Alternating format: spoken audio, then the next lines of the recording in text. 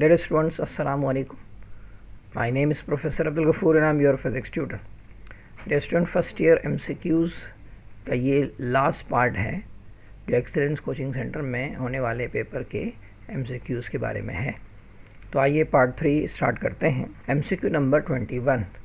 If the velocity of a body is doubled and mass remains same, the kinetic energy is. Options दिए हुए हैं आपको 4, लेकिन पहले हम ये देखेंगे कि what is the relation between kinetic energy and the velocity. तो हमारे पास फार्मूला मौजूद है काइनेटिक एनर्जी और वेलोसिटी का, जिसमें मास और हाफ को हम यहाँ कांस्टेंट रख देंगे. तो बाकी जो रिलेशन बन जाएगा वो क्या होगा कि kinetic energy proportional to square of the velocity. अब देखें, अब यहाँ मास को कांस्टेंट रखा गया है, हाफ वैसे ही कांस्टेंट है, सिर्फ वेलोसिटी को डबल किया गया है. तो अगर मैं वेलोसिटी को यहाँ डबल रख दूँ इस फार्मूले में, keeping the other values constant, तो 2 डबल मीन्स 2 और 2 का स्क्वायर 4 होता है. तो इस तरह से आंसर आ गया 4 times. MCQ number 22. If two tuning forks of frequency 600 Hz and 605 Hz are sounded together, the number of beats per second will be. आपको ऑप्शन दिए गए हैं, लेकिन हमें अगर बीट्स का फार्मूला पता है तो बड़ी आसानी से हम ये मालूम कर सकते हैं कि इनके दरमियान कितनी बीट्स प्रोड्यूस होगी. तो आसान सा एक फार्मूला है बीट्स का, F2 - F1. इसको F1 - M2 भी लिख सकते हैं. बस सिंपली हमने डिफरेंस निकालना है दो फ्रिक्वेंसीज़ का. तो 605 और 600 का डिफरेंस कितना बन जाता है, तो ये हो जाता है 5 हर्ट्ज़. यानी बीट्स 1 सेकंड में कितनी सुनाई देंगी. MCQ number 23. If the mass attached to a spring decreased, then its time period. So time period of a mass spring system is T is equal to 2 pi under root m upon k. अगर हम 2 pi और k को constant मान लें, जहाँ इसका जिक्र नहीं है, तो इसका मतलब है कि टाइम पीरियड और मास का रिलेशन हो गया T proportional to square root of mass, यानी दोनों डायरेक्टली प्रोपोर्शनल हैं. तो मास अगर इंक्रीज़ होगा, टाइम पीरियड भी इंक्रीज़ होगा, और अगर मास डिक्रीज़ होगा जैसा कि MCQ में दिया हुआ है, तो फिर टाइम पीरियड भी डिक्रीज़ हो जाएगा. MCQ number 24. The time period of vibrating body is 5 milliseconds. What will be its frequency. एक सिंपल सा हमारा फार्मूला है टाइम पीरियड और फ्रिक्वेंसी का, कि F is equal to 1/T. अब यहाँ थोड़ा सा ख्याल ये रखना है कि यहाँ 5 सेकंड नहीं दिया हुआ, 5 मिली सेकेंड दिया हुआ, और मिली का मतलब होता है 10⁻³ तो हमने t की वैल्यू यहाँ सब्स्टिट्यूट कर दी, 1 को इस वैल्यू से डिवाइड किया, तो हमारे पास जो आंसर मिलेगा वो है 200 हर्ट्ज़. लेकिन अगर आप देखें तो यहाँ जो हर्ट्ज़ में वैल्यू दी हुई है वो 0.2 और 2 हैं.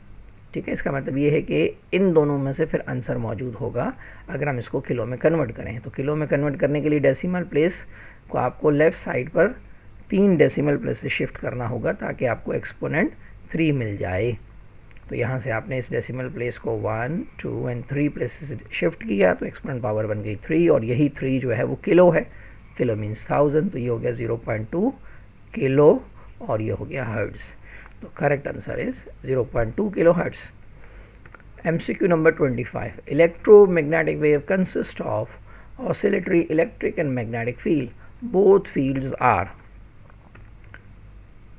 इलेक्ट्रिक और मैग्नेटिक फील्ड स्पेस में कैसे बनती हैं, उसकी एक हमारे पास यहाँ डायग्राम मौजूद है. आप देखिए कि ये जो पर्पल वाली वेव है, ये है इलेक्ट्रिकल फील्ड. तो ये इलेक्ट्रिकल फील्ड की वेव है, किसके अलोंग है, तो वाई एक्सिस के अलोंग है.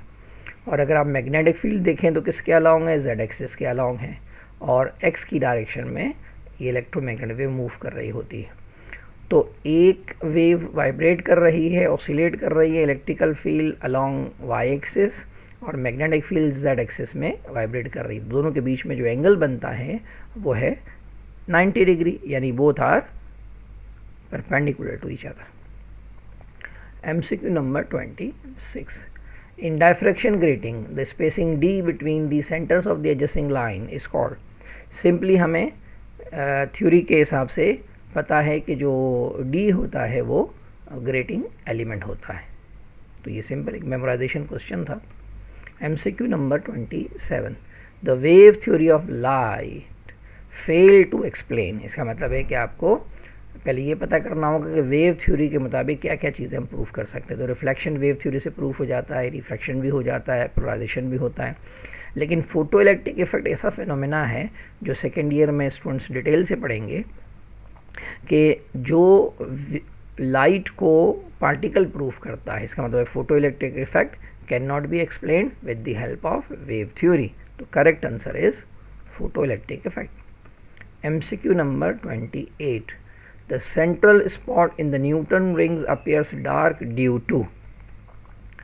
अच्छा, कुछ स्टूडेंट यूजुअली ये करते हैं कि जल्दी से MCQ का पहला पढ़ा, बाकी को रीड ही नहीं किया, तो पता चला कि उसने पहले कोई टिक कर दिया, क्योंकि पहला इसका आंसर भी सही है कि न्यूटन रिंग्स का जो सेंट्रल स्पॉट डार्क क्यों होता है, क्योंकि फेज इन्वर्जन होता है, फेज रिवर्सल होता है। लेकिन यहाँ ओनली का वर्ड, इसका मतलब आगे पढ़ना पड़ेगा ना। दूसरी बात ये भी सही लिखी हुई है कि पार्ट डिफरेंस 0 है। ये दोनों मिलाकर आंसर सही है। तो अब 2 ऑप्शन तो सही नहीं हो सकते, तो अब तीसरा देखें तो लिखा हुआ है कि both face reversal and path difference being 0। तो इसका मतलब है कि जो ये थर्ड वैल्यू ये सही है। ज़रा इस डायग्राम से भी हम बात को समझ लें कि ये जो सेंट्रल स्पॉट है वो ये सेंटर वाले हिस्से में बनता है, और सेंटर वाला हिस्सा होता है जहाँ ये प्लेनो कॉन्वेक्सेंस और ये शीट जो है वो कांटेक्ट में होती है। तो ये जो थिन जहाँ जो फिल्म बन रही है एयर की, इसका यहाँ थिकनेस देखें कम होती जा रही, कम होती जा रही, कम होती जा रही, और यहाँ जाके 0 हो गई।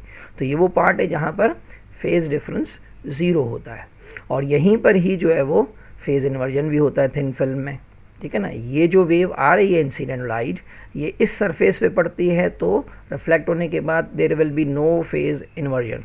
लेकिन जो अंदर जाने के बाद जो इस सरफेस पे यहाँ लाइट आती है, इसका फेज इन्वर्जन होता है, क्योंकि वो रेयर से डेंसर पर रिफ्लेक्ट होती है। तो यहाँ एक रे विदाउट फेज इन्वर्जन आ रही है, जबकि दूसरी रे फेज इन्वर्जन के साथ आती है। तो यही काम यहाँ सेंटर में भी हो रहा होगा। तो फेज इन्वर्जन तो थिन फिल्म में होता ही है, साथ में यहाँ पार्ट डिफरेंस भी सेंटर वाले पॉइंट पे 0 है। तो सेंट्रल पॉइंट डार्क हो गया because of these 2 points, phase inversion and the part difference being 0। तो ये हो गया हमारा correct answer. MCQ number 29, in compound microscope the eyepiece works as. अगर हमें कंपाउंड माइक्रोस्कोप की डायग्राम याद हो तो आप देखें कि इसमें ये वाला पोर्शन आईपीस का है, और ये जो इमेज है ये इस आईपीस से d डिस्टेंस पे बनती है, और आई भी इसके बिल्कुल क्लोज है। तो ऐसा कॉन्वेक्स लेंस जो बिल्कुल आई के करीब रखते हैं हम लोग, वो मैग्नीफाइंग ग्लास के तौर पर काम कर रहा होता है, और उसकी इमेज भी डिस्टेंस d यानी लीस्ट डिस्टेंस ऑफ डिस्टिंग्विशन पे बनती है। तो कंपाउंड माइक्रोस्कोप में जो आई पीस होती है वो मैग्नीफाइंग ग्लास के तौर पर काम करती है। MCQ number 30, if an object is placed at 2f of convex lens the image will be. ये भी अगर हमें इमेज याद हो कि जब किसी ऑब्जेक्ट को हम 2f पे रखते हैं तो इसकी इमेज जब हम फॉर्म करते हैं तो उसकी इमेज भी 2f पे बनती है। और इम्पॉर्टेंट बात, इसकी साइज़ भी सेम होती है। ये इमेज रियल भी होती है, इन्वर्टेड होती है, लेकिन ये इन्फॉर्मेशन हमसे नहीं पूछी, सिर्फ हमसे पूछी है कि इमेज की पोजीशन क्या होगी। तो इमेज की पोजीशन जहाँ ऑब्जेक्ट रखा हुआ है, जिस पोजीशन पर इमेज दूसरी साइड पर, वहीं पर ही फॉर्म होगी, यानी at 2f। MCQ number 31, magnifying power of convex lens of focal length 5 centimetre is. Again ये न्यूमेरिकल वैल्यू वाला MCQ है, तो हमें फार्मूला पता होना चाहिए मैग्नीफाइंग ग्लास का, m is equal to d upon f+1।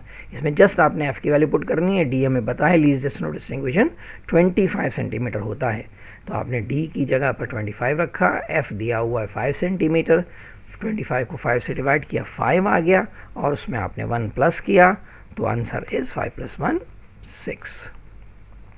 MCQ number 32, 2 convex lens of focal length 4 cm each are placed in contact. The focal length of the combination will be। अब यहाँ MCQ है numerical base combination of lenses का, तो combination of lenses का formula हमारे पास मौजूद है 1/f = 1/f1 + 1/f2। अब f1 और f2 दोनों की वैल्यू 4 सेंटीमीटर है। वैसे तो हमें पता होना चाहिए कि जो रेसिप्रोकल के फार्मूले होते हैं उसमें अगर 2 वैल्यू सेम हो तो उनका रिजल्टेंट जो होता है वो हाफ होता है। लेकिन फिर भी हम इसको सॉल्व करके देख लेते हैं कि अगर 1/4 + 1/4 करें तो LCM 4 हो गया, और ऊपर आ गया 1 + 1, 1 + 1 2 बन गया। इसको 2 को 1/2 से कैंसिल किया तो 4 से कैंसिल किया तो ये 1/2 हो गया, और इसको जब रेसिप्रोकल करेंगे तो आंसर आ गया 2 सेंटीमीटर। और ये वैसे भी देखें आप 4 का हाफ है, अगर इसकी जगह पर 20 के 2 होते तो 10 आ जाता, 8 होते 2 तो 4 आ जाता, यानी दो लेंसेज की जो फोकल लेंथ अगर सेम हो और कॉम्बिनेशन में लगाए जाएं तो उनका आंसर हाफ होता है, और अगर डिफरेंट होंगे तो फिर हम इसी फार्मूले से सारी बात उसको सॉल्व करेंगे। MCQ number 33, light can be polarised by all of the following methods except. Polarisation के 4 मेथड हैं, जिनमें से यहाँ 3 मेथड लिखे हुए हैं, selective absorption, double reflection, scattering of light. 3 method यहाँ मेंशन किए गए हैं, ठीक है ना।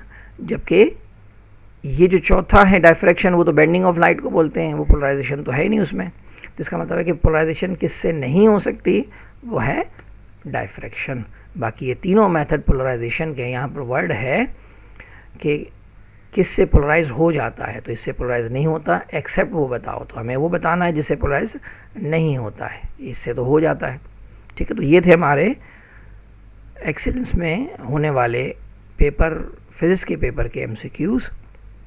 अब इंशाल्लाह कोशिश करेंगे हम बाकी कॉलेज के पेपर्स को भी मैं अपलोड कर दूँ और इनके न्यूमेरिकल्स को भी कहीं ना कहीं जो इम्पोर्टेंट है उसको डिस्कस करें, तो फिर हमारी मुलाकात होगी इंशाल्लाह अगले वीडियो में। जिन्होंने पिछली वीडियोस नहीं देखी वो जाके डिस्क्रिप्शन में लिंक को देकर वहाँ क्लिक करके देख सकते हैं। मिलते हैं फिर अगली वीडियो में। अल्लाह हाफिज़।